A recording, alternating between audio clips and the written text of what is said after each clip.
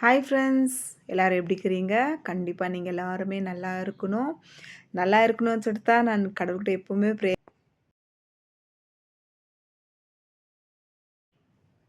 என்னோடய சப்ஸ்கிரைபராக இருக்கட்டும், யாராக இருந்தாலும் எல்லாருமே நல்லா இருக்கணும் தான் நான் நினைக்குவேன்.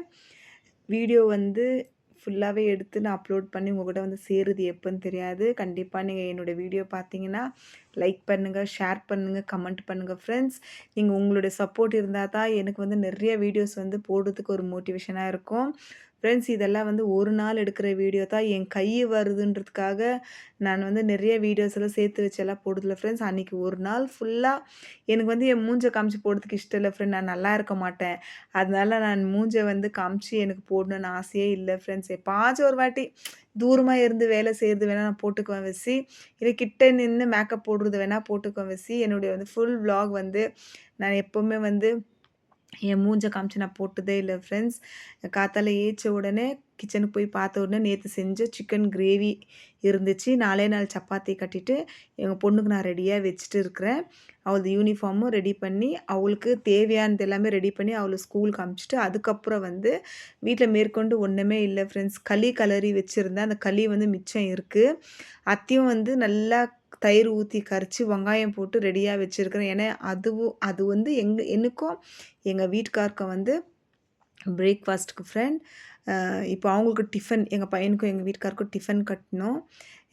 இந்த மசாலா ஐட்டம் வந்தெல்லாம் கொஞ்சம் இப்போ அவாய்ட் பண்ணிட்டேன் ஃப்ரெண்ட்ஸ். இதெல்லாம் நான் சாப்பிடக்கூடாதுன்ட்டு கிடையாது, ரேராக சாப்பிட்டுக்கலாம். ஏன்னா இது வந்து ஒன் பாட் ரெசிபின்றதுக்காக டக்குன்னு கட்டுறதுக்கு கொஞ்சம் ஈஸியாக இருக்கிறத தொட்டு நான் வந்து இந்த சமையல் பண்ணின்னுக்கிறேன். குக்கர் வச்சு குக்கரில் எண்ணெய் ஊற்றி பட்டை, லவங்கம், ஏலக்காய்லாம் போட்டு அது கூடவே வந்து வெங்காயம் போட்டு கொஞ்சம் உப்பு போட்டு நல்லா வதங்கி வந்த பிறகு இது வந்து டமாட்டோ பாத் மாதிரியே இருக்கும். பட் இது வந்து சிக்கன் போடாத, மட்டன் போடாத ஒரு பிரியாணி மாதிரி தான். அந்த அளவுக்கு ரோஸ்ட்டாக பண்ணி கட்டினா நல்லாயிருக்குன்றதுக்காக ட்ரை பண்ணேன். டமாட்டோ பாத்னா இவ்வளோலாம் வெங்காயம் வந்து வதங்க வேண்டிய அவசியமே கிடையாது. பிரியாணிக்கு மட்டும் தான் இந்த மாதிரி ரோஸ்ட்டாக வதங்கணும். தக்காளி கூட நல்லா ரோஸ்ட்டாக வதங்கணும் ஃப்ரெண்ட்ஸ். எது ஒரு த எதுவுமே வந்து பச்சை பச்சையாக இருக்கக்கூடாது. நல்லா வதங்கிடணும். நல்லா வதங்கி இது வரட்டும். ஆல்ரெடி உப்பு நான் ஆட் பண்ணிட்டு இருக்கிறேன். திரும்ப உப்பு போட வேண்டிய அவசியம் கிடையாது. இது வந்து 2 தக்காளி, 2 வெங்காயம் ஃப்ரெண்ட்ஸ். அவ்வளோதான் நான் சமைக்க போகிறேன். பக்கத்தில் வந்து காஃபிக்கு வந்து பால் ரெடியாக வச்சுருக்கிறேன். இப்போ இது நல்லா வதங்கின பிறகு இது ஃபுல்லாக நல்லா ட்ரையாக வதங்கட்டும் ஃப்ரெண்ட்ஸ். நல்லா வதங்கி வந்தால் தான் டேஸ்ட் வந்து பிரியாணி லெவலில் இருக்கும். நம்ம அப்படியே விட்டுருப்பாருங்க இந்த மாதிரி கலரில் வரும்போது நம்ம கூட வந்து கொஞ்சமாக தயிர். இப்போ இதில் சிக்கன் இருந்தால் சிக்கன் ஆட் பண்ணிட்டுக்குவேன். ஆல்ரெடி நான் நைட்டு வந்து சிக்கன் வந்து செஞ்சுட்டேன் ஃப்ரெண்ட்ஸ். ஆல்ரெடி மிச்சம் இருக்குது. அதனால தான் நான் என்ன பண்ணிட்டேன், அது வந்து சைடில் கூட வச்சுக்கூட டிஃபன் கட்டிடலாம், ஒன்றும் பிரச்சனை கிடையாதுன்னு சொல்லிட்டு எங்கள் பொண்ணுக்கு இருந்துச்சு, அது கட்டிட்டேன். இப்போ வந்து மிளகாத்தூள், மஞ்சாத்தூள், தனியாத்தூள் இது மட்டும் போட்டு நல்லா மிக்ஸ் பண்ணிட்டு தண்ணி, இப்போ நான் 2 கிளாஸ் அரிசினா 5 கிளாஸ் தண்ணி வந்து இதில் நான் ஊற்றி கொதிக்கணும் ஃப்ரெண்ட்ஸ். நான் வந்து அந்தளவுக்கு வெயிட் பண்ணுற டைம் கிடையாது. ஏன்னா இது காத்தால எவ்வளோ சீக்கிரம் ஆகும்னு உங்களுக்கே தெரியும். ஏன்னா எல்லோரும் வந்து 9:00 எல்லாம் வெளியே போயிடணும். இப்போ வந்து அரிசி நான் ரெடியாக ஊற வச்சுருக்கிறேன். இப்போ வந்து அரிசி வந்து இதில் ஆட் பண்ணிடுறேன் ஃப்ரெண்ட்ஸ்.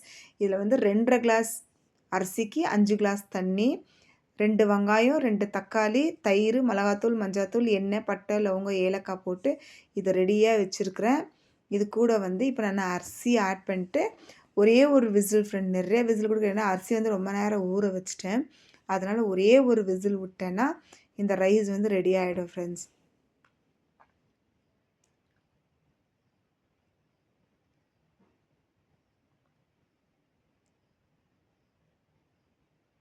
ஒரு விசில் போதும் ஃப்ரெண்ட்ஸ், நிறையா வேண்டாம். ஒரு விசில் போதும். நான் ஏன்னா அரிசி வந்து ஒரு 1/2 hour கிட்ட ஊறிடுச்சு.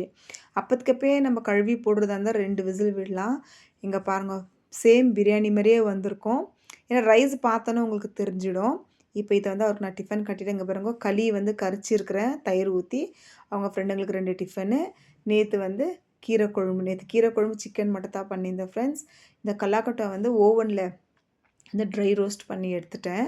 இது எல்லாமே க்ளீன் பண்ணி டப்பாவில் போட்டு வச்சுட்டா பசங்களுக்கு வந்து அப்பப்போ இப்படி போவாங்க வருவாங்க. கண்டிப்பாக நிறைய பேர் பசங்க கிச்சனில் போய் பார்க்குவாங்க, ஃப்ரிட்ஜு திறந்து பார்க்குவாங்க. எங்கள் வீட்டில் வந்து நிறையா பசங்க ஃபஸ்ட்டு வந்து எங்கள் பையன் வந்து ஃப்ரிட்ஜு திறந்து பார்க்குவான். எதாவது ஜூஸ் வச்சுக்கிறேனா, எதாவது ஃப்ரூட் வச்சுக்கிறேன், எதாவது சாக்லேட் வச்சுக்கிறேனா. எங்கள் பொண்ணு வந்து மேலே மேலே ஃப்ரிட்ஜில் வந்து திறந்து பார்த்துட்டு சாக்லேட் இருந்தால் தூக்கின்னு ஓடிடுவா. அதனால் வந்து இந்த மாதிரி கொஞ்சம் ட்ரை ரோஸ்ட்டு இந்த பாதாம் முந்திரிலாம் இன்னும் வாங்கல ஃப்ரெண்ட்ஸ். இன்னும் பட்ஜெட் பத்தல. அதனால் அப்படியே இருக்குது. கேசரி பாத் வந்து எங்கள் வீட்டுக்காரோடைய ஃப்ரெண்டு கொடுத்தாங்கன்னு சொல்லிட்டு ஸ்கூல் எங்கள் பொண்ணு விடும்போதோ அவர் எடுத்துகிட்டு வந்திருந்தார். சுகர் ஃப்ரெண்ட் நான் சாப்பிடக்கூடாது. ஆனாலும் ஒரே ஒரு வாய் சாப்பிட்டு பார்த்தேன். டேஸ்ட் ரொம்பவே நல்லா இருந்துச்சு. எல்லா வேலையும் முடித்து அவங்களெல்லாம் அனுப்பிட்ட பிறகு ஸ்டவ் ஃப்ரெண்ட் வீட்டில் வந்து பெட்ரூம் ஹாலெல்லாம் வந்து இன்னும் க்ளீன் பண்ணலை. ஃபஸ்ட்டு கிச்சன் எல்லா வேலையும் முடிச்சு இப்போ ஒரு வேலையும் இல்லைல்ல ஃப்ரெண்ட்ஸ். பிரேக்ஃபாஸ்ட்டும் அவங்களுக்கு கட்டியாச்சு. மத்தியானமாக சாப்பிட்றதுக்கும் லஞ்சும் கட்டியாச்சு. இப்போ கிச்சன் ஃபுல்லாக க்ளீன் பண்ணிட்டேன்னா மத்தியானம் நான் ஒண்டி தான் இருக்குவேன். மத்தியானம் போல் லைட்டாக சமைச்சிக்கலாம்னு சொல்லிட்டு ஒரு பிளான் இருக்குது.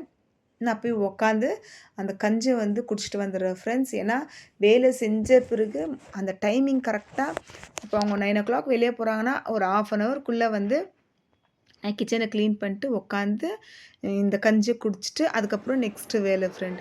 இப்போ பாருங்க கிச்சன் ஃபுல்லாகவே மத்தியானத்துக்குள்ளே ஃபுல்லாகவே க்ளீன் ஆயிடுச்சு.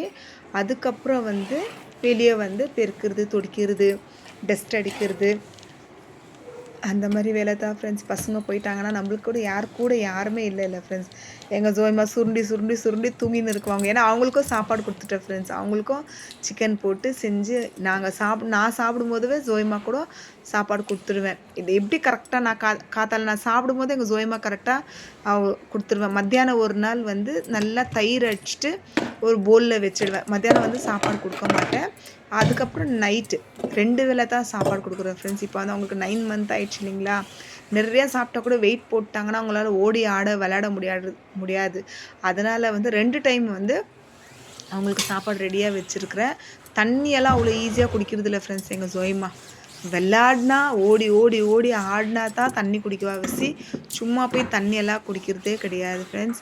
இப்போ வந்து நான் டிவி கேபின் கீழே வந்து துடைச்சிருக்கேன் ஃப்ரெண்ட்ஸ். ஏன் உங்களுக்கு நான் சொல்கிறேன்னா நம்ம வீடு வாசல் சுத்தமாக வச்சுக்கிறது ரொம்பவே நல்லது. சொல்லப்போனால் வாடகை வீடை நம்ம சுத்தமாக வச்சுக்கணும்னா சூப்பர் ஃப்ரெண்ட்ஸ். அதுதான் நம்ம சொந்த வீடை சுத்தமாக வச்சுக்கிறதுக்கு பதில் நம்மளோட வாடகை வீடு நம்ம சுத்தமாக வச்சுக்கணும்னா கண்டிப்பாக கடவுள் வந்து அவங்களுக்கு கண்டிப்பாக ஒரு சொந்த வீடை கொடுப்பாங்க ஃப்ரெண்ட்ஸ். ஏன்னா வாடகை வீடுன்றதுக்காக சில பேர் வந்து வீடை ரொம்ப அனாவசியமாக போட்டிருக்குவாங்க. கண்டிப்பாக பிளெஸ்ஸிங்கெல்லாம் வந்து சொந்த வீடை விட வாடகை வீட்டுக்காரங்களுக்கு யாரை வேணாலும் நீங்கள் கேட்டு பாருங்க. சொந்த வீட்டுக்கு போகணுங்க கொஞ்சம் பேரெல்லாம் நல்லா வாழ்ந்துதான் சரித்திரம் இருக்குது. ஆனால் வாடகை வீட்டில் இருக்கும்போது என்னை பொறுத்த வரைக்கும் ஃப்ரெண்ட்ஸ் இது வந்து எங்கள் பொண்ணுடைய ஸ்கூலில் வந்து பாட்டு பாடின தொட்டு கொடுத்த சர்டிஃபிகேட் ஃப்ரெண்ட்ஸ். இது இங்கே வச்சுட்டுக்கிறேன். அவங்க டேடிகிட்ட கூட இன்னும் காமிக்கல. சரி நான் இப்போ க்ளீன் பண்ணும்போது அது வந்து கொடுக்குற அளவுக்கு கூட அவங்களுக்கு டைம் இல்லை ஃப்ரெண்ட்ஸ். 9th ஸ்டாண்டர்டு அது அவ வந்து என் கையில் கொடுக்கல. பட் க்ளீன் பண்ணும்போது நம்ம பார்க்கும்போது தான் தெரியுது. ஏன்னா பசங்களுக்கு வந்து 9த்துன்றதுக்காக ரொம்ப ஸ்டடி ஃப்ரெண்ட்ஸ். அவங்களுக்கு படிக்கிறதுக்கு இப்போ கூட எங்கேயோ டியூஷன்னு எங்கே போனாலும் சரி படிப்பு. ஏன்னா நான் அந்தளவுக்கு கடவுள்கிட்ட எவ்வளோ நான் ஜெபம் பண்ணணும் அந்த அளவுக்கு எங்கள் பொண்ணு படிப்பில் ரொம்ப முக்கியத்துவம் கொடுக்குறா ஃப்ரெண்ட்ஸ். எங்கள் பையன் அவ்வளோவா கொடுக்குறது கிடையாது. வாடகை வீட்டை பற்றி பேசினேன் இல்லைங்களா. எனக்கு வாடகை வீட்டில் இருக்கும்போது இருந்த லக்கு வேறு எங்கேயுமே இல்லை ஃப்ரெண்ட்ஸ். ரொம்ப ஹாப்பியான லைஃபு, ரொம்ப ஜாலி, நல்ல ஒரு சொல்கிறதுக்கே இல்லை அந்த அளவுக்கு ஹாப்பி. சொந்த வீட்டுக்கு நான் தனியாக வந்துட்ட பிறகு என்னை சுற்றி யாருமே இல்லை ஃப்ரெண்ட்ஸ். வாடகை வீடுனா பக்கத்துலலாம் இருக்குவாங்க இல்லைங்களா. இங்கே பாருங்கள் இப்போ சொந்த வீடு கேட் போட்டு லாக் பண்ணிட்ட பிறகு என்னால் வெளியே போக முடியறதில்ல. முடிஞ்சால் சாயங்காலமாக கொஞ்சம் வாசல் பிறகு வெளியே போனோன்னே யார்கிட்ட ஒருத்தர் 2 பேர்கிட்ட பேசுவேன். எத்தனை பேருக்கு இந்த மாதிரி ஒரு நீங்கள் ஃபேஸ் பண்ணிக்கிறீங்க. வாடகை வீட்டில் இருக்கும்போது இந்த கோட்ரஸ்ஸு அப்படி இருக்கும்போது பக்கத்தில் பேசிக்கின்னு சின்ன ஆடின்னு இருக்குவீங்க. பட்டு சொந்த வீடுன்னு வந்துட்ட பிறகு நம்மளுக்குன்னு ஒரு 4 காம்பவுண்டுக்குள்ளே நம்மளை வந்து அரெஸ்ட் பண்ணி வச்சுடுவாங்க. அதுக்கப்புறம் வந்து மத்தியானம் ஒரு 1 போல் வந்து பீன்ஸ் இருந்துச்சு. சரி பீன்ஸ் போட்டு சாம்பார் பண்ணிடலான்னு சொல்லிட்டு கொஞ்சம் கடலப்பருப்பு, கொஞ்சம் சாம்பார் எப்போவுமே செய்கிற பருப்பு போட்டுட்டு தக்காளி, பூண்டு, வெங்காயம் போட்டு நல்லா வாஷ் பண்ணிவிட்டு 1க்கு 2 வாட்டி வாஷ் பண்ணிக்கோங்க. வாஷ் பண்ணிவிட்டு அதுக்கப்புறம் வந்துட்டு அது கூட வந்துட்டு கிண்ணத்தில் வச்சுடுவேன் நான். கிண்ணத்தில் வந்து பீன்ஸு கொஞ்சம் மிளகாத்தூள், மஞ்சாத்தூள், உப்பு போட்டு கொஞ்சமாக ஷேக் பண்ணிவிட்டு கீழே வந்து தொடிக்கணும் ஃப்ரெண்ட்ஸ். கீழே ஏன்னா இப்போ நம்ம இங்கே வச்சுட்டு தூக்கி வைக்கிறோம். அதனால் வந்து கொஞ்சம் லைட்டாக தொடிச்சிட்டு இப்போ போட்டு 3 விசில் பக்கத்தில் வந்து ரைஸ் வச்சுருக்குறேன் ஃப்ரெண்ட்ஸ். ஏன்னா ஒண்டி தான் இருக்கேன். எங்களுக்கு அதுவே போதும். இப்ப நான் கொஞ்சம் சாப்பிட்டு வச்சுட்டேன்னா, நைட்டுக்கு பசங்க கொஞ்சம் கொஞ்சம் எடுத்துன்னு ஒரு ஒரு சப்பாத்தி சாப்பிட்டுக்குவாங்க கூட. எத்தனை பேர் ஃப்ரெண்ட்ஸ் இந்த மாரி ஒலை கொதிக்கும்போது அந்த மேல இருக்கிற நுரைய எடுக்குறீங்கன்ட்டுன்னு. அது எடுத்துறது ரொம்பவே நல்லது ஃப்ரெண்ட்ஸ். ரைஸோட போட்டு நம்ம வெடிக்கவே கூடாது. அது வந்து நம்ம எத்தனை வாட்டி அரிசி கழுவுனாலும் கண்டிப்பா இந்த புது அரிசிங்கள்ல வந்துட்டு இந்த மாரி வந்து நொரை வரும். நல்ல அரிசிங்கள்ல அவ்வளோ ஈஸியா நொரை வராது. இப்போ கொழும்பும் தாளிச்சிடலாம் ஃப்ரெண்ட்ஸ். ரைஸை வந்து வெடிக்க வச்சுட்டுருக்கிறேன். இப்போ கொழும்ப தாளிச்சிடலாம். எண்ணெய் ஊத்தி கடுகு போட்டு, கடுகு கருவேப்பில போட்டு, வெங்காயம் போட்டு, நல்லா கொஞ்சம் அது ஃப்ரை ஆன உடனே, இந்த கடலப்பருப்பு, துவரம்பருப்பு போட்டு வேக வச்சேன் இல்லைங்களா? அது செய்யறதுக்குள்ளே எங்க பையன் வந்துட்டான். "மம்மி, மம்மி ஸ்டவ் எடுத்துன்னு வந்துட்டேன்." அவர் காலேஜுக்கு போனாருங்கோ. காலேஜ்ல வரும்போதோ அப்படியே எடுத்துன்னு வந்துட்டாரு. இப்போ இந்த பழைய ஸ்டவ் தான் ஃப்ரெண்ட்ஸ் எனக்கு. இந்த இந்த கண்ணாடி ஸ்டவ் கூட புது ஸ்டவ் தான். பட் எனக்கு செட்டே ஆகல ஃப்ரெண்ட்ஸ். நான் எப்போவுமே 2 ஸ்டவ் வீட்ல வச்சுருப்பேன். இந்த மாரி சர்வீஸ்க்கு போகும்போது அந்த ஸ்டவ் எடுத்து நான் ஃபிக்ஸ் பண்ணிக்குவேன். அந்த ஸ்டவ் ரொம்ப பழசான தொட்டு இந்த புது ஸ்டவ் வாங்கினேன் ஃப்ரெண்ட்ஸ். அது வந்து நான் இப்போ எடுத்து பேக் பண்ணி எடுத்து வச்சுடுவேன் ஃப்ரெண்ட்ஸ். ஏன்னா அது வந்து எனக்கு செட்டே ஆகல. பரவாயில்ல இது மாரி சர்வீஸ் பண்ணும்போதாவது இப்போ சர்வீஸ் நான் இந்த ஸ்டவ்வை கொடுத்து 4 டேஸ் ஆயிடுச்சு. 4 டேஸ் நம்ம டைம் குடுத்தா தான் அவங்க க்ளீனா பண்ணி தருவாங்க ஃப்ரெண்ட்ஸ். எனக்கு ஸ்டவ் வந்து புது ஸ்டவ் மாரி குடுத்தாங்க. பட் இந்த பர்னர் கூட நான் சொல்லியிருந்தேன். வாஷ் பண்ணுங்கன்னு சொல்லிட்டு அவங்க வாஷ் பண்ணதே குடுத்துட்டாங்க. சாயந்தரமா போகும்போது தான் அது கையில கொண்டு போயிட்டு அவர்ட்ட குடுத்துட்டு, அத வாஷ் பண்ணி தராரா இல்ல வேற வாங்கிக்கலாமான்னு சொல்லிட்டு கேட்கணும். சாம்பாரும் ரெடி ஆயிடுச்சு. இப்ப அந்த புது ஸ்டவ் வந்து க்ளீனா தொடச்சு ஒரு ஓரமா எடுத்து வச்சுட்டு இருக்கிறேன். சாம்பாரும் ரெடி ஆயிடுச்சு ஃப்ரெண்ட்ஸ். ரைஸும் அந்த பக்கம் ஃபுல்லாவே ரெடி ஆயிடுச்சு. இப்போ உங்களுக்கு நான் காட்டுறேன் பாருங்க. ஸ்டவ் வந்து அந்த பக்கம் க்ளீனா எடுத்து வச்சிருக்கிறேன். இந்த வீடியோ உங்களுக்கு புடிச்சிருந்தா லைக் பண்ணுங்க, ஷேர் பண்ணுங்க, கமெண்ட் பண்ணுங்க ஃப்ரெண்ட்ஸ். பாய்.